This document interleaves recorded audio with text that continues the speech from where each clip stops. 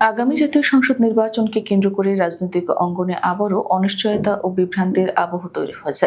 ভোটের সময়সূচি ও নির্বাচন পদ্ধতি নিয়ে রাজনৈতিক দলগুলোর মধ্যে মতবিরোধ তীব্র আকার ধারণ করেছে। সরকারের পক্ষ থেকে এখনো আনুষ্ঠানিকভাবে কোনো নির্দিষ্ট সময়সূচি বা অবস্থান জানানো হয়নি। এতে সংশয়ে পড়েছে বিএনপি সহ বেশ কয়েকটি বিরোধী দল। দলটির নেতাদের অভিযোগ, নির্বাচন নিয়ে সরকার পরিকল্পিতভাবে ধোঁয়াশা সৃষ্টি করেছে। বিশেষ করে লন্ডন বৈঠকের পর ৩ সপ্তাহ পেরিয়ে গেলেও নির্বাচন কমিশনের সঙ্গে সরকারের পক্ষ থেকে সময়সূচি বা কার্যপরিকল্পনা নিয়ে কোনো আলোচনার ইঙ্গিত মেলেনি। প্রধান নির্বাচন কমিশনার এএমএম নাসির উদ্দিন এক বিবৃতিতে জানান, প্রধান উপদেষ্টার সঙ্গে তার সাম্প্রতিক সাক্ষাতে নির্বাচনের সময় নিয়ে কোনো আলোচনা হয়নি। তিনি জানান, কমিশন আগামী বছরের ফেব্রুয়ারি থেকে এপ্রিলের মধ্যে নির্বাচন অনুষ্ঠানের প্রস্তুতি নিচ্ছে। এই অবস্থানকে অস্পষ্ট ও দ্বিধান্বিত বলে অভিহিত করেছেন বিএনপি ও গণতন্ত্র মঞ্চের নেতারা।